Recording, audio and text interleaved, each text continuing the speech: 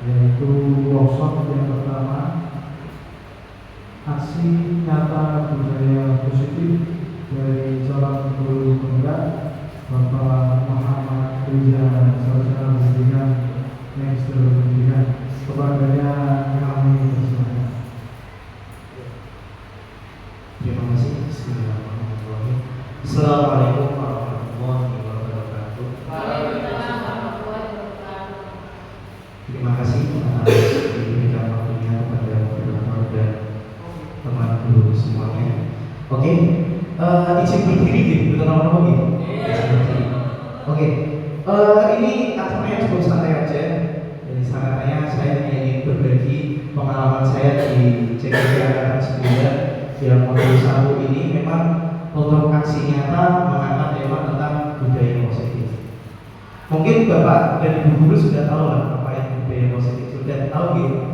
Jadi untuk yang akan saya bahas itu ada 8. Yang pertama yaitu perubahan paradigma belajar. Yang kedua disiplin positif. Yang ketiga nilai-nilai kebajikan. Yang keempat kebutuhan dasar manusia. Yang kelima motivasi perilaku manusia. Dan keenam posisi kontrol guru. Yang ketujuh keyakinan kelas. Dan yang terakhir segitiga restitusi. Kita akan berbeda satu-satu. Yang pertama, pembelajaran dengan paradigma baru. Kita sudah tahu ya tentang profil pelajar Pancasila, dan mungkin Bapak Ibu guru semua juga sudah menerapkan itu semua di modul ajarnya. Itu pada dasarnya pembelajaran dengan paradigma baru merupakan pembelajaran yang dirancang berdasarkan prinsip pembelajaran berdiferensiasi sehingga para peserta didik belajar sesuai kebutuhannya berdasarkan tahap perkembangan sesuai teori psikologi modern untuk mewujudkan profil pelajar Pancasila. Mungkin Bapak Ibu guru sudah agak asing ya dengan berdiferensiasi atau dikenal dengan pembelajaran berdiferensial. Jadi tidak membeda-bedakan, jadi sesuai dengan kemampuan anak. Makanya perlu profil pelajar Pancasila ini kan ada 6. Mungkin sudah tidak asing lagi seperti itu. Terus untuk miskonsepsi tentang teori kontrol, yang pertama ilusi guru mengontrol murid. Jadi banyak sekali guru-guru, mungkin saya sendiri juga masih seperti itu, guru mengontrol murid. Terus ilusi bahwa orang dewasa berhak memaksa. Kan kita sering lah memaksa murid agar seperti ini, seperti ini, seperti ini. Ini sebenarnya teori kontrolnya masih ada sedikit miskonsepsi itu. Dari materi yang sudah saya dapatkan CKP Angkatan 9 di modul 1. Yang ketiga, ilusi bahwa kritik dan membuat rasa bersalah mampu menguatkan karakter. Jadi sering kita melakukan seperti itu, membuat murid-murid agar rasa bersalah dengan keinginan kita agar menguatkan karakter anak didik kita. Itu yang terakhir yaitu ilusi bahwa semua penguatan positif, efektif dan bermanfaat. Ya di sini ada mengubah paradigma stimulus respon ke pendekatan teori kontrol. Jadi di sini ada tabel.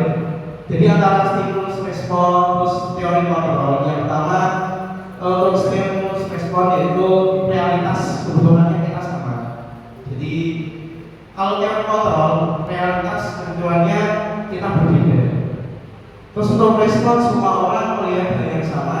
Terus untuk teori kontrol setiap orang memiliki gambaran berbeda. Coba kita mencoba mengubah orang agar berpandangan sama dengan kita.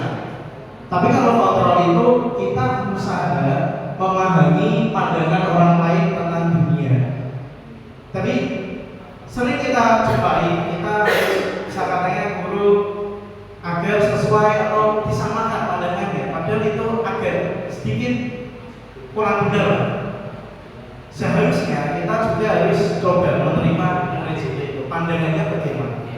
Dan mungkin nanti kita akan bahas lebih jauh di keyakinan kelas. Bagaimana membuat keyakinan kelas agar murid atau siswa juga ikut andil.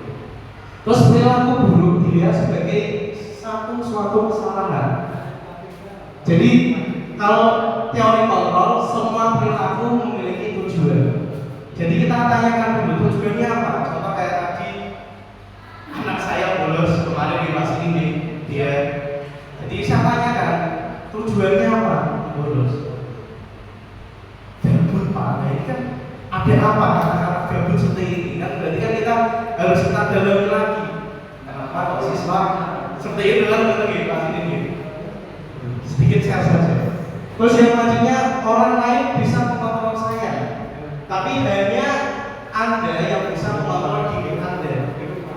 Jadi memang yang mengontrol itu ya diri kita sendiri, bukan dari orang lain. Terus saya bisa mengontrol orang lain dan Anda tidak bisa mengontrol orang lain. Terus pemaksaan ada pada saat bujukan gagal. Jadi contoh gini, nanti kalau tidak mau mengerjakan tugas, nilainya saya kurangi. Itu termasuk dalam pemaksaan. Jadi itu stimulus respon, belum masuk ke teori kontrol. Kalau teori kontrol itu berarti kolaborasi dan konsensus menciptakan pilihan-pilihan baru. Jadi di sini ada sedikit berunding antara murid dengan guru. Jadi tidak melulu guru harus begini, harus begini, harus begini. Jadi masih ada ruang murid untuk berpendapat. Memang kalau kita praktekkan memang ada tantangannya, apalagi di sini Singapura ya mungkin ya step by step lah seperti itu. Terus yang stimulus respon masih berpikir menang atau kalah. Kalau teori kontrol masih model berpikir menang-menang ya menang, sama-sama menang dan yang kalah ya sama-sama menguntungkan lah seperti itu. Untuk disiplin positif,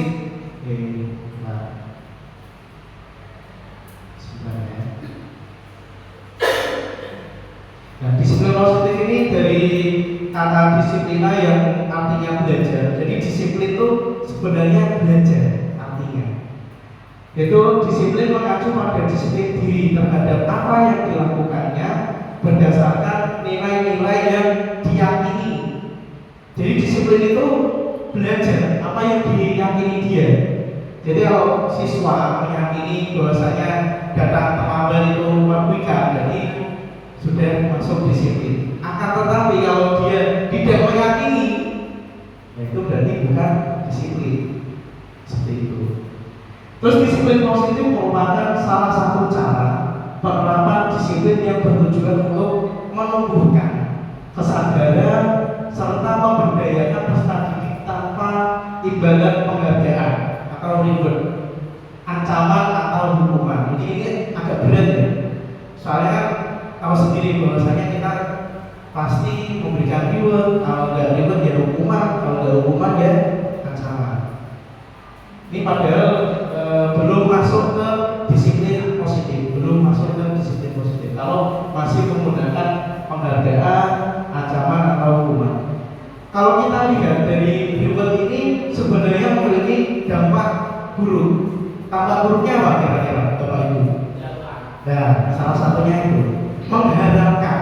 Jadi kalau dia melakukan ini berarti akan mendapatkan ini. Ini juga kurang bagus untuk perkembangan anak.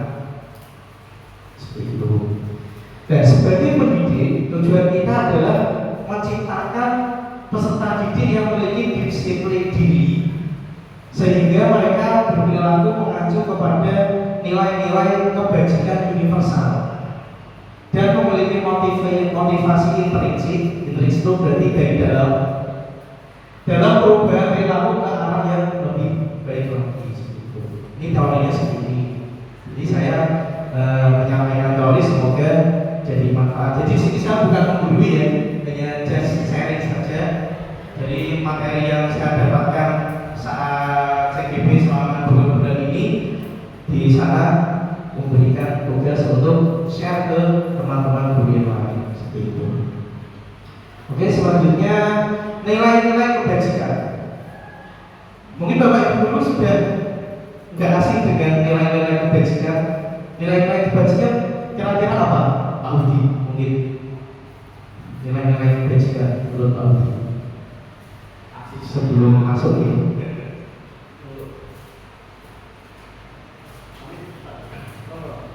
Kasih sayang, disiplin, integritas, empati, ya, saling membantu.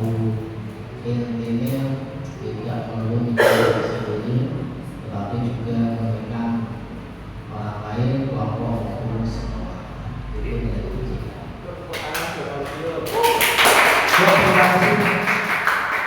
Jadi pada dasarnya untuk nilai-nilai kebajikan itu seharusnya disepakati bersama. Bersamanya ini siapa? Ya murid, ya guru, tenaga pendidik, kepala sekolah. Jadi semua lingkungan sekolah itu harus sama, pendapatnya sama tentang nilai kebajikan yang akan diangkat. Itu. Terus lepas dari suku bangsa, agama, bahasa maupun latar belakangnya. Jadi contoh nilai kebajikan institusi atau organisasi itu di sini saya mengambil ada 3. Yang pertama profil pelajar Pancasila. Kita tahu kan profil pelajar Pancasila itu ada beriman dan bertakwa kepada Tuhan Yang Maha Esa dan berakhlak mulia. Terus berkebinekaan global, gotong royong, mandiri, kreatif dan beranakreditas. Otomatis Bapak Ibu guru sudah hafal ya dengan profil pelajar Pancasila, soalnya di modul-modul yang lanjutnya pasti sudah berkaitan dengan itu. Terus yang selanjutnya yaitu dari PYP atau High Primary Years Program. Di sini ada toleransi, rasa hormat, integritas mandiri, menghargai, antusias, empati, keingintahuan, kreativitas, kerjasama, percaya diri, dan komitmen. Jadi nilai-nilai kebajikan memang nilai yang baik yang akan ditumbuhkan. Terus yang ketiga yaitu keterampilan hidup atau life skill.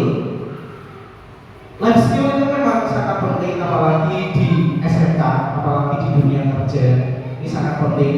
Jadi memang harus ditanamkan ke anak didik kita, kita perjuangkan agar anak didik kita itu memiliki keterampilan hidup ini. Yang pertama yaitu dapat dipercaya. Jadi memang dapat dipercaya, lurus hati, pendengar yang aktif. Pendengar yang aktif itu berarti mendengarkan, tapi susah ya kalau murid kita ya aktif bicara maksudnya. Tapi kita berusaha untuk mengarah di situ. Tidak merendahkan orang lain. Jadi menghindari bullying itu juga salah satu keterampilan hidup atau life skill, dan memberikan yang terbaik dari diri. Jadi memang 3 fondasi nilai-nilai kebajikan ini minimal ada beberapa item yang harus, ya bukan yang harus, berusaha untuk diterapkan di lembaga kita. Hanya saran saja. Lanjut. Kebutuhan dasar manusia, kira-kira kebutuhan dasar manusia itu apa saja nih? Kira-kira apa? Ya, sadar, benar Bapak. Itu dari sini. Iya. Benar. Oh, jadi shopping ya.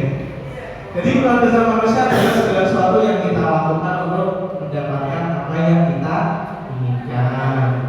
Seluruh tindakan yang kita lakukan memiliki tujuan tertentu, dan semua usaha terbaik yang kita lakukan adalah dalam rangka agar kebutuhan dasar kita terpenuhi dengan baik. Intinya berusahanya untuk mencapai suatu tujuan. Kira-kira kalau nggak berusaha bisa terwujud ya, jadi kalau bisa, kalau sudah kayak rezekinya ya. Terus ini ada 5 kebutuhan dasar manusia. Yang pertama, bertahan hidup. yang makanan, pakaian, tempat tinggal, pengamanan, kesehatan itu baru bertahan hidup Pak Joko masuknya. Terus ada lagi kasih sayang dan rasa diterima. Ini penting buat anak didik kita tuh jangan sampai dia merasa tidak diterima. Rasa diterima, dipedulikan, berbagi, kerjasama, menjadi bagian dalam kelompok. Ini salah satu biar tidak terjadi bullying lagi. Bullying otomatis kan ini dia merasa tidak diterima oleh kelompoknya. Ini malah bagian. Jadi kebutuhan dasar manusianya tidak terpenuhi, belum terpenuhi. Selanjutnya yaitu penguasaan. Maksud penguasaan ini ada harga diri, keinginan untuk dianggap, memimpin, berprestasi, diakui atau didengar. Itu memang kalau orang yang ingin didengar berarti memang itu salah satu kebutuhan dasarnya. Terus yang keempat, kebebasan. Kebebasan ini yang dimaksud diri memiliki pilihan. Jadi memang murid coba kita berikan pilihan dulu coba pasti. Ini hanya mencoba saja ya, saya bukan menggurui. Jadi memiliki pilihan, mencoba hal baru, mampu mengendalikan arah dirinya. Terus yang terakhir yaitu kesenangan. Kesenangan itu ya berarti ya bermain, humor, memberikan antusiasme dan tertawa. Ini salah satu indikator kesenangan. Jadi kalau orang yang susah untuk ketawa, susah untuk tidak memiliki humor dan dia tidak memiliki antusias dalam suatu hal, itu ditanyakan. Mungkin dia kurang dalam hal kesenangan seperti itu. Padahal ini termasuk 5 kebutuhan dasar manusia. Lanjut. Dan di sini motivasi perilaku manusia. Di sini saya kelompokkan ada 2, ekstrinsik dan intrinsik. Ekstrinsik berarti yang dari intrinsik dari yang ekstrinsik yaitu untuk menghindari ketidaknyamanan atau hukuman. Wah, saya melakukan ini biar tidak dihukum, tapi kok masih banyak terlambat ya Mas. Berarti ini belum masuk ini. Terus yang kedua, untuk mendapatkan imbalan atau penghargaan dari orang lain. Ribet tadi ya kalau dia. Efeknya apa? Berbangga. Saya bantu Pak Budi bersihkan lab biar dapat es teh jumbo gitu ya Pak. Nah ini kita terus sama. Saya sudah melakukan ini, ya harus mendapatkan ini. Ini kurang begitu bagus ya untuk motivasi ekstrinsik. Tajam ya. Terus motivasi intrinsik yaitu untuk menjadi orang yang mereka inginkan. Jadi dari hati dan menghargai diri sendiri dengan nilai yang mereka percaya. Jadi kalau dia melakukan yang dipercaya itu sangatnya perilaku dari hati. Yang dilakukan sudah dari hati. Tapi kebanyakan sudah.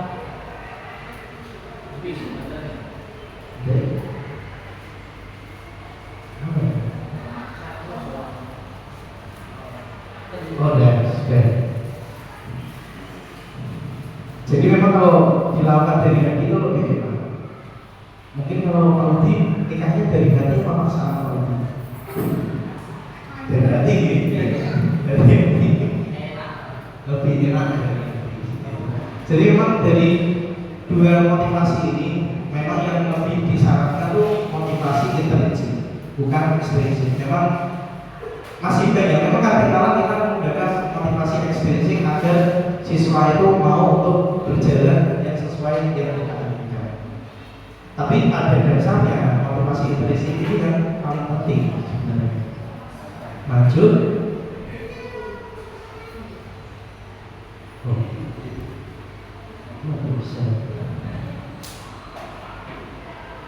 Nah, ini ada 3 hal: hukuman, konsekuensi, dan restitusi. Kira-kira posisi Bapak dan Ibu guru semua di mana? Dihukumankah, konsekuensikah, atau direstitusi? 3 hal ini: hukuman, konsekuensi, dan restitusi. Kira-kira boleh di posisi mana? Boleh sekarang di mana? Hukuman, konsekuensi kah atau restitusi? Kalau konsekuensi itu tidak berencana atau tiba-tiba memberikan hukuman, itu dia menghukum. Jadi jengkel, anak dan ngerjain tugas yang saya kerjakan, belum ada perjanjian ini, langsung dengan menghukum anak tersebut. Jadi itu posisinya di menghukum atau hukuman. Terus murid tidak tahu apa yang akan terjadi atau tidak dilibatkan karena tidak ada janjian itu kan, kesepakatan itu atau keyakinan yang dibangun bersifat satu kata jenengan toh.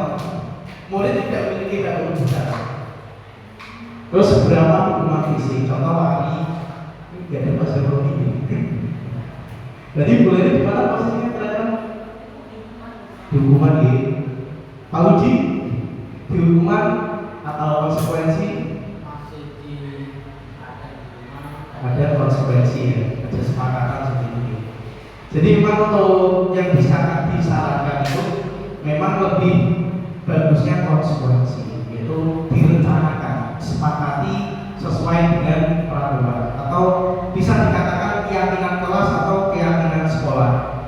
Yang dimaksud keyakinan sekolah itu berarti sudah memiliki tujuan nilai-nilai kebajikan tersebut dengan kesepakatan antara semua hal atau semua anggota.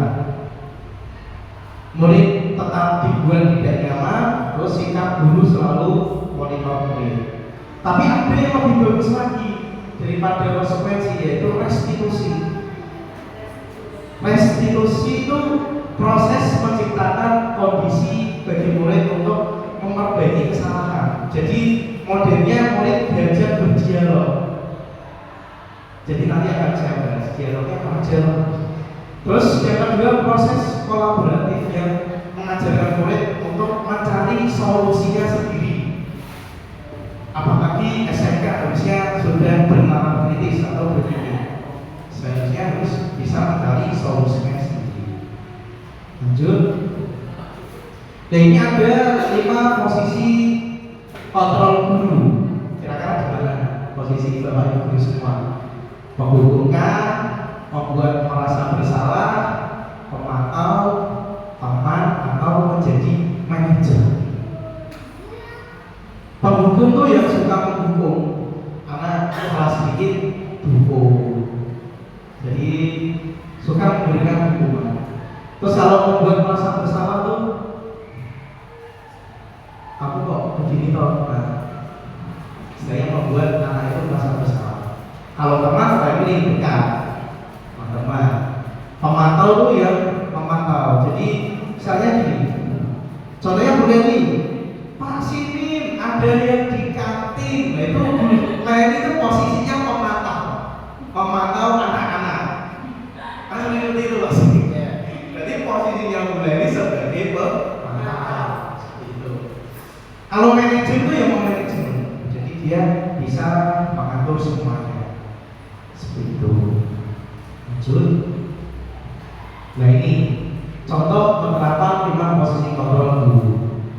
Ini studi kasusnya siswa tidak memakai atribut lengkap saat upacara bendera. Kalau penghukum itu langsung hormat pada bendera selama 1 jam. Ini kan fisik. Apalagi dijemur sampai kering ya Pak. Kalau membuat merasa bersalah, dia akan dikatakan berapa kali ibu atau bapak harus beritahu kamu selalu saja mengecewakan ibu atau bapak. Tinggal yang mengucapkan saat intinya saya kecewa dengan perilaku. Ini kan membuat anak merasa bersalah. Kalau teman itu bahasanya lebih friendly. Ayo dong ikuti aturan sekolah. Tolong bantu bapak yang sekali ini. Ya sudah tidak apa-apa, lain kali jangan sampai berbuat seperti ini lagi ya. Ini kalau kita terapkan, anak-anak sini akan gimana Pak sini? Melunjak ya?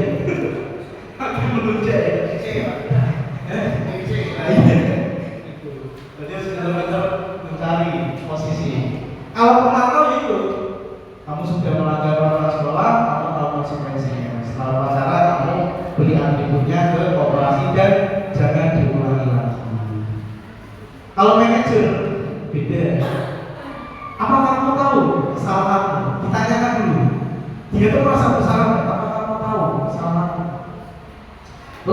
Kira-kira bagaimana kalau memperbaiki kesalahan? Jadi di situ memang ada proses dialog antara guru dan murid. Jadi kita harus tahu yang dirasakan murid itu kenapa? Dia tuh melanggar karena apa? Dia tuh sudah tahu kesalahannya apa tidak? Terus solusinya bagaimana? Kan otomatis siswa akan mencari solusinya. Nah, di sini masuk ke keyakinan kelas. Mengapa keyakinan kelas? Mengapa bukan peraturan kelas? Kira-kira kenapa? Kan kerap menggunakan kata peraturan kelas, bukan keyakinan kelas. Kenapa? Kira-kira? Mungkin Pak Zul menggunakan peraturan kelas atau keyakinan kelas? Peraturan kelas. Kenapa? Karena sudah termindset itu mungkin ya. Peraturan gitu. Peraturan. Ya. Memang kalau peraturan itu sifatnya tuh anak-anak susah untuk menerima sebenarnya. Lebih dekat ke diksi. Peraturan sekolah, peraturan kelas, dengan kata-kata peraturan itu memang anak-anak cenderung ke arah negatif, positif.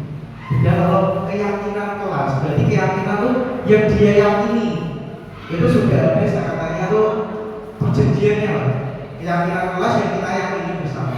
Kalau keyakinan sekolah berarti keyakinan sekolah yang diyakini bersama.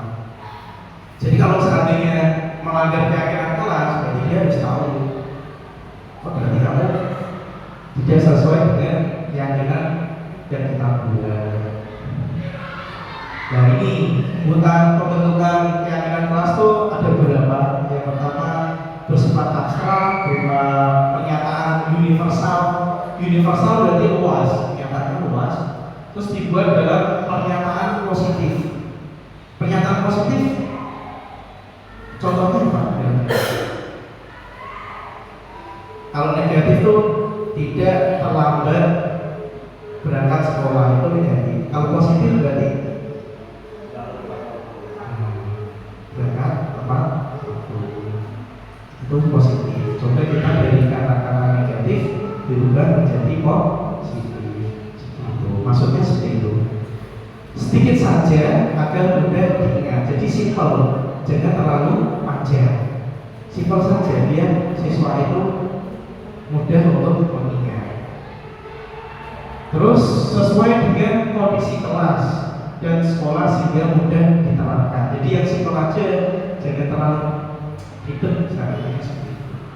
Semua warga sekolah atau warga kelas dilibatkan saat membuat keyakinan kelas. Memang perlu waktu ini dibuat dulu.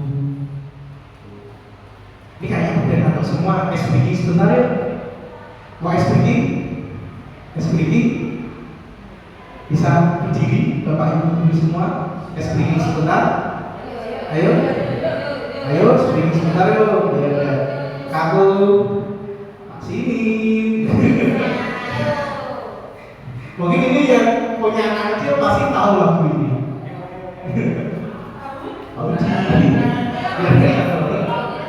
SBG sebentar. Kalau anaknya TK masih tahu lagu ini. Tangan ke atas menggapai bintang, tangan ke samping burungnya terbang, tangan ke depan ikan berenang, tangan dilipat tangan dilipat jadi anak pintar. Putar-putar tangan diputar, lunggu-lunggu tangan digulung, ular melingkar di pagar bunda, kanan kiri atas bawah. Apa gitu lagi? Emang ya, ini saya dapat inspirasi dari anak saya. Ya. Yuk sekali lagi yuk. Tangan ke atas menggapai bintang, tangan di samping burung yang terbang, tangan ke depan ikan berenang, tangan dilipat jadi anak pintar. Terputar-putar tangan diputar, lunggu-lunggu tangan di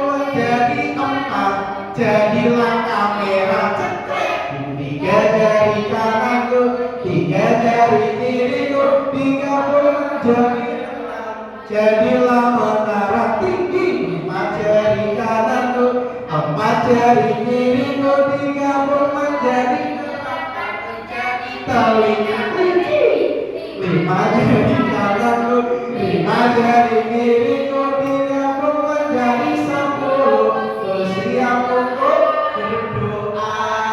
Ya, kamu kita semua ya. Anak-anak, sudah tidak apa lagi dari apa lagi? Oh, itu ya. Lanjut. Di sini ada namanya segitiga restitusi. Segitiga restitusi ini maksudnya suatu proses yang dijalankan oleh guru agar dapat menghasilkan murid yang mandiri dan bertanggung jawab. Di sini ada segitiganya, yaitu pertama menstabilkan identitas, distabilkan dengan kata setiap orang pasti pernah melakukan kesalahan atau kamu bukan satu-satunya yang pernah melakukan ini. Terus yang kedua, validasi tindakan yang salah. Terus yang ketiga baru menanyakan keyakinannya. Seperti itu. Lanjut, ini menstabilkan identitas. Tujuannya apa? Stabilkan identitas itu untuk membuat kesalahan adalah bagian dari proses pembelajaran. Jadi memang kesalahan itu jadikan proses pembelajaran. Kata-katanya ini, berbuat salah itu wajar. Terus belajar.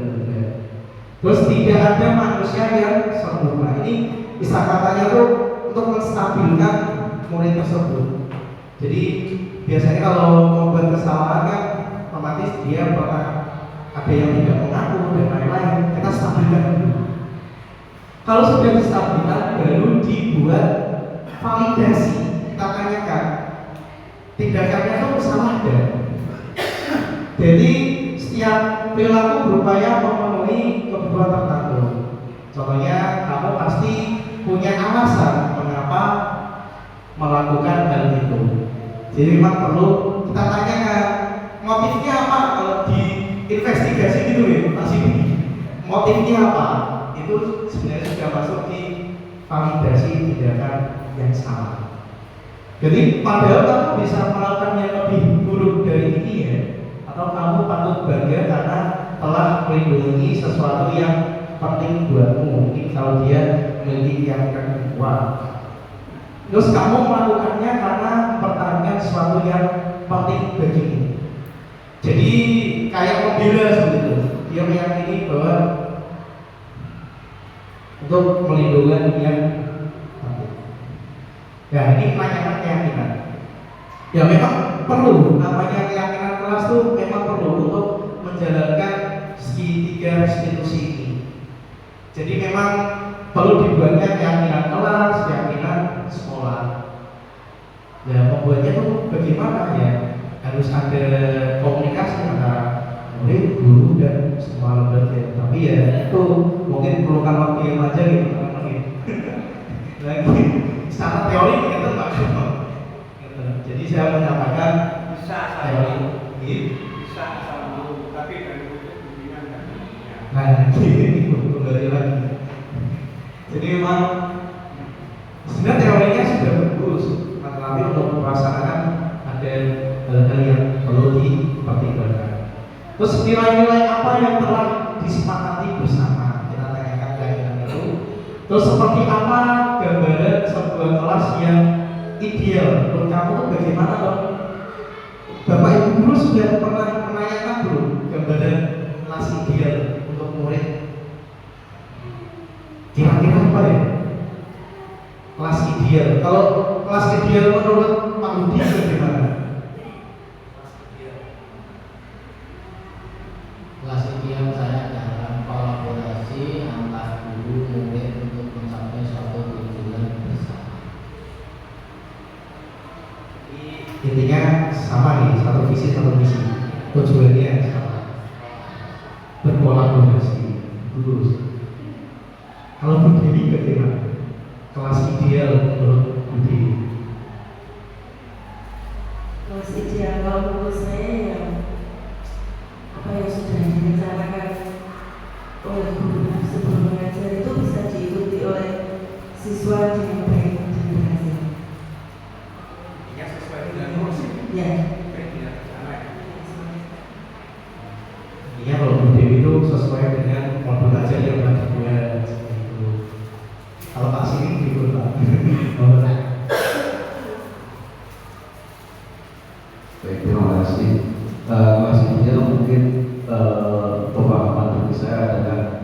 penyesuaian kelas itu sendiri berkaitan dengan teknik mengajarnya, kemudian cara anak menangkap ataupun fasilitas yang ada di dalamnya. Ketika kelas itu kebanyakan siswa, mungkin cara belajar mereka pun juga kurang nyaman ataupun kurang menyenangkan. Intinya di fasilitas ya, di fasilitas. Jadi memang dari ketiga pendapat guru ini kan memang berbeda-beda, tapi sebenarnya juga hampir sama. Kalau Bu Dewi sesuai dengan pembelajaran yang dibuat, kalau Pak Udi sesuai dengan tujuannya sama, jadi berkolaborasinya. Kalau Pak Sidin, kalau fasilitasnya enak, murid juga enak untuk menangkap. Seperti itu gitu, Pak Sidin. Jadi coba untuk kalau murid bagaimana ya kira-kira? Menurut murid ya, ini kan menurut guru. Kalau menurut murid kira-kira apa ya? Menurut murid itu kelas ideal itu. Jam kosong. Nah itu, kayak gitu.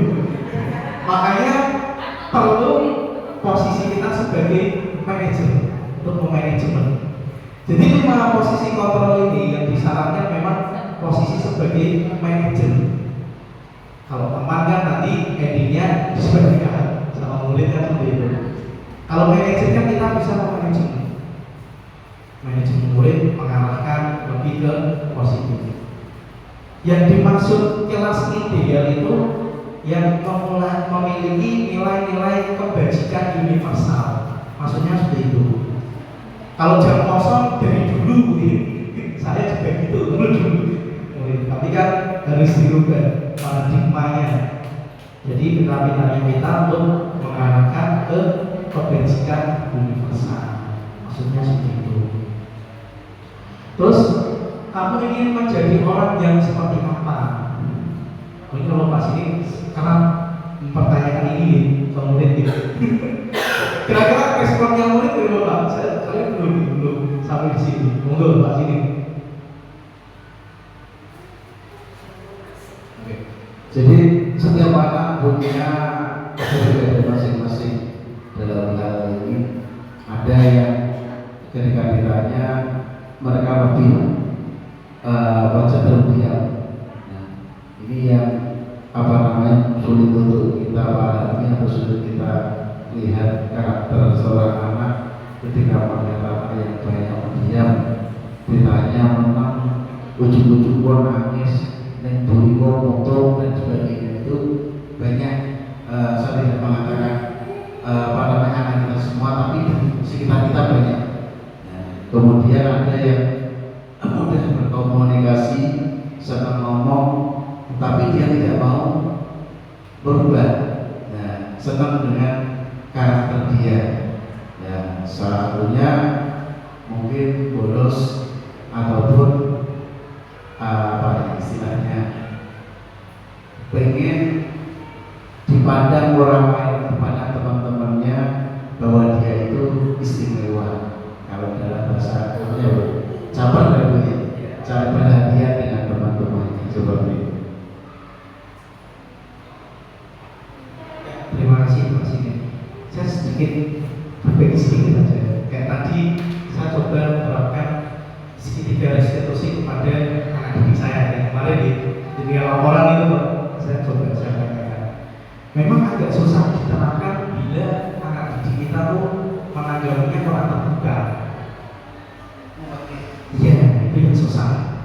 Gak apa-apa Pak, itu kan sudah mentok itu pertanyaan itu. Mau tanya apa lagi? Contoh kamu bolos kenapa? Bisa katanya motif kamu apa tuh sebenarnya kok bolos? Ya apa-apa gabut kan? Ini kan beri tanda tanya lagi. Sudah saya tanya lagi. Kamu merasa bersalah nggak dengan apa yang kamu lakukan? Ya gimana lagi Pak? Gabut. Nah ini kan jawabannya yang susah ini. Makanya perlu belajar lagi memahami karakter peserta didik seperti itu. Mungkin melalui proses ini kan memang anak didik kita kan bermacam-macam ya, tipe-tipenya ya. Ada yang extrovert, ada yang introvert. Ekstrovert itu yang dia suka ngomong, mudah untuk mengungkapkan perasaannya. Ada juga yang introvert, yang dipendam. Ini yang paling susah tuh yang dipendam. Jadi anak untuk bercerita itu sangat susah. Mau diberikan hukuman nanti jatuhnya ke penghukum, tidak mendidik dia agar untuk bertanggung jawab. Jadi memang tiga situasi ini efektif bila anak mau terbuka.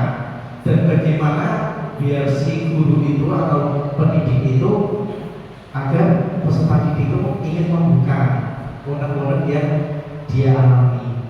Seperti itu. Nah, ini kok sudah menutup ya? Terasa ya? Sebaiknya habis, nanti kita lagi.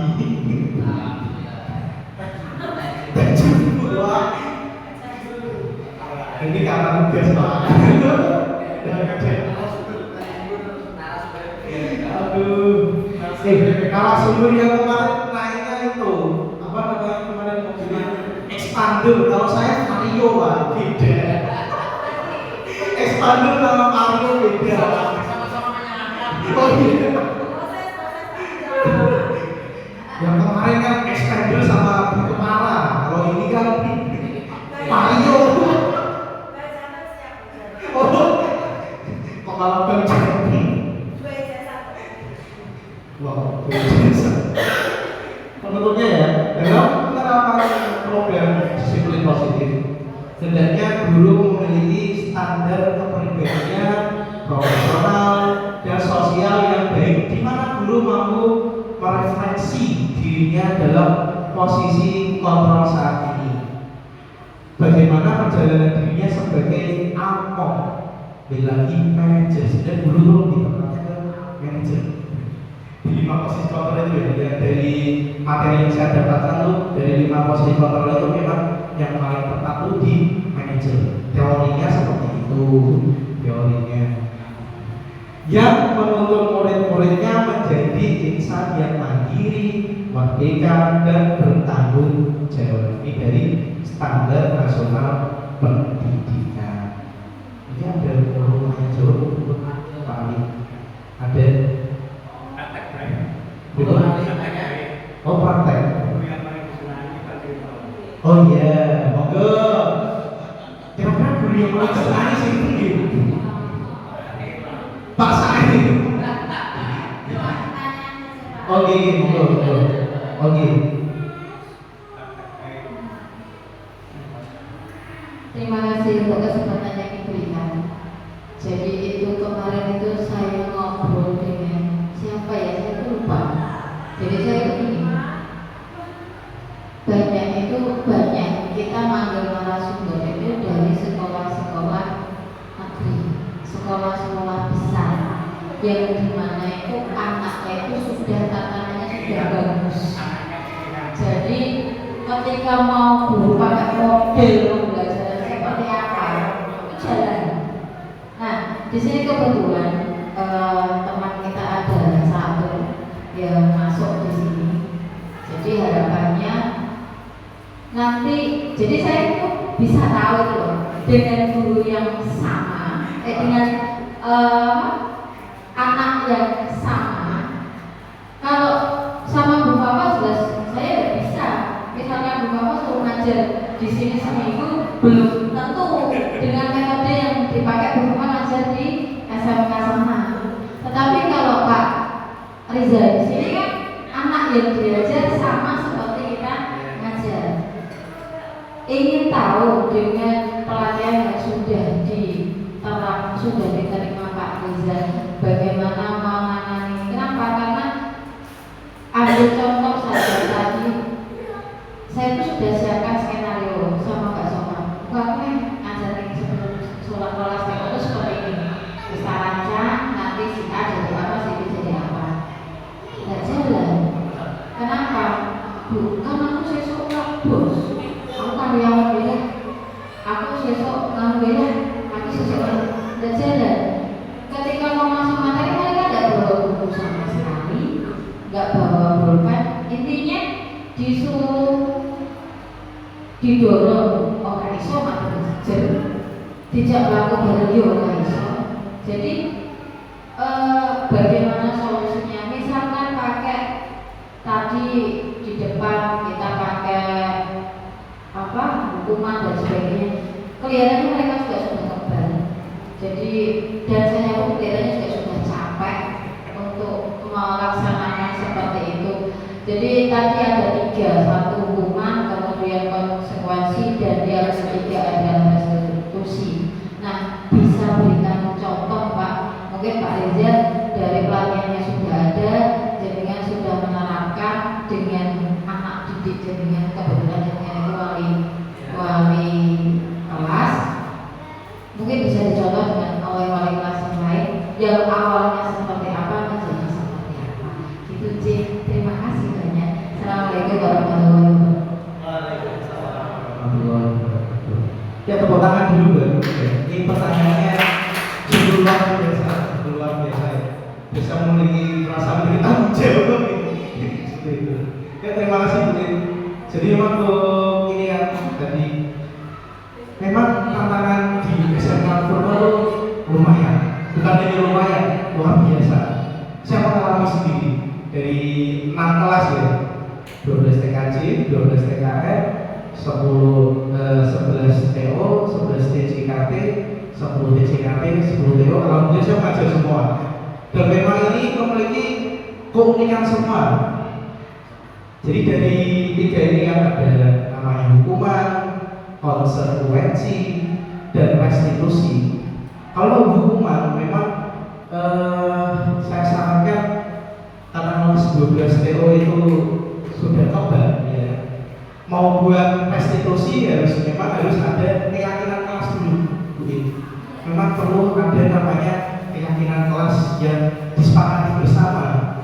Dan itu memang untuk menjalankan itu kan kembali lagi motivasi anak.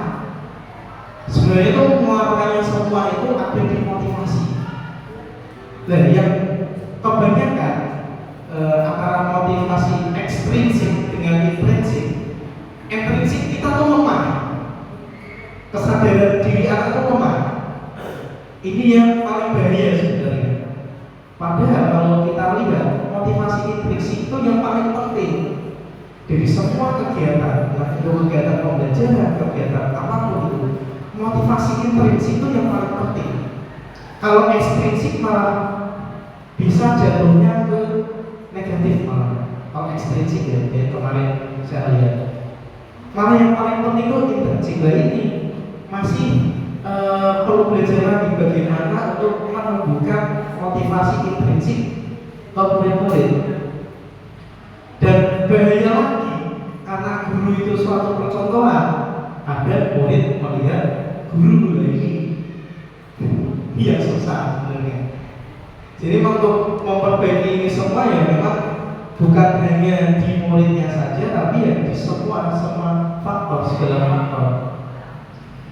Terus untuk penerapan yang mana yang sudah saya terapkan di kelas, dalam kelas. Kalau untuk penerapannya, saya kemarin mencoba ya tadi Deyan itu ya, saya menyebutkan merek. Ya salah satu anak murid kita, saya coba untuk menerapkan segitiga restitusi. Akan tetapi kembali lagi uniknya anak kita tuh susah untuk terbuka. Kadang terbuka tapi masih ada sedikit kebolongan. Makanya perlu bagaimana caranya agar murid itu terbuka, merasa diterima dan enjoy untuk menerapkan.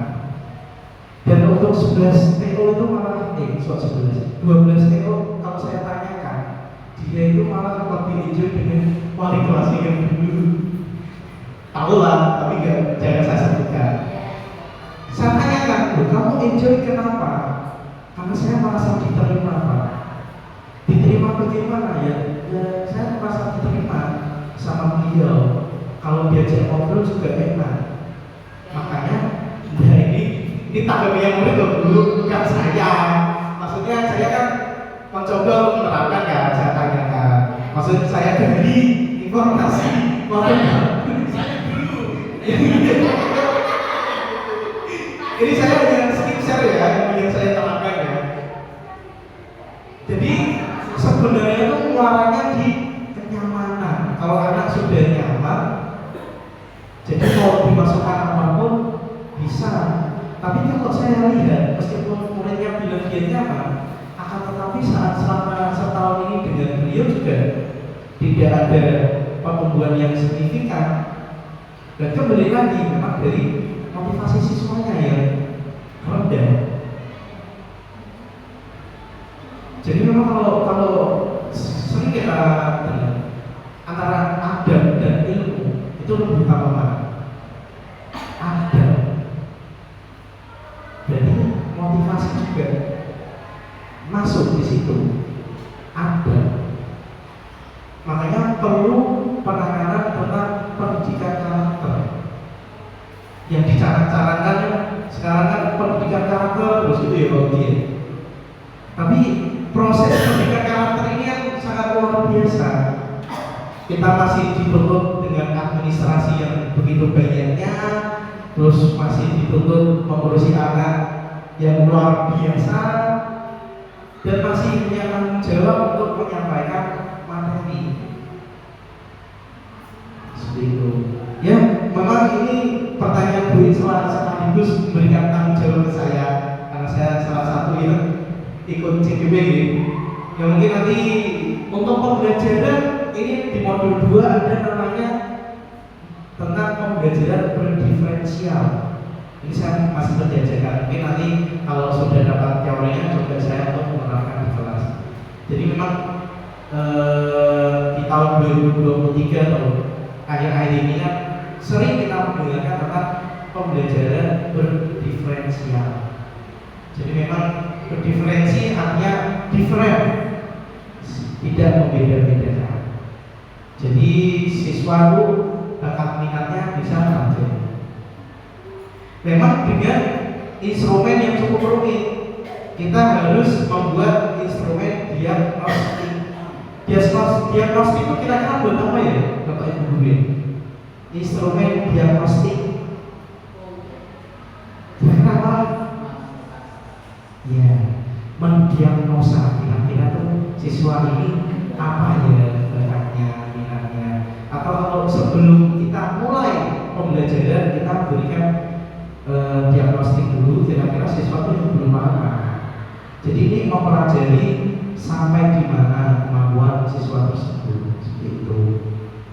Ya, mungkin ada pertanyaan lagi. Mungkin saya juga minta maaf Bu bila belum bisa memuaskan dengan jawaban saya, karena saya juga perlu belajar lagi.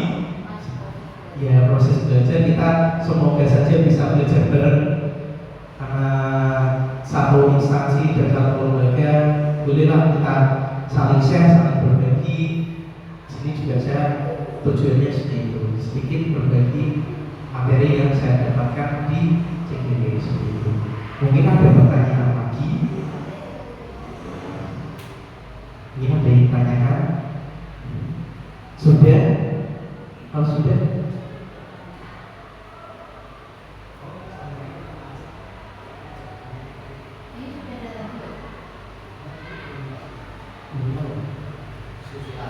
Diskusi lagi? Ada yang tanyakan? Gimana? Mungkin Pak Zum sebagai wali kelas sama kita. Anak kita kan unik semua. Unik saya lebih ke fighting, unik klasik ya. Jadi saya hitungannya pertama kali jadi wali kelas. Pertama kali jadi wali kelas memang banyak dikaliku, banyak pembelajaran yang saya ambil dari wali kelas. Kurang dari 1 bulan sudah menangani kasus yang besar. Kurang 1 bulan sudah menangani kasus yang luar biasa. Jadi memang saya buat pembelajaran. Namanya hidupkan proses. Mau tanya? Oh sudah. Mungkin sudah itu saja gitu. Dari saya, bila ada kata-kata yang salah saya minta maaf. Saya hanya sedikit berbagi saja.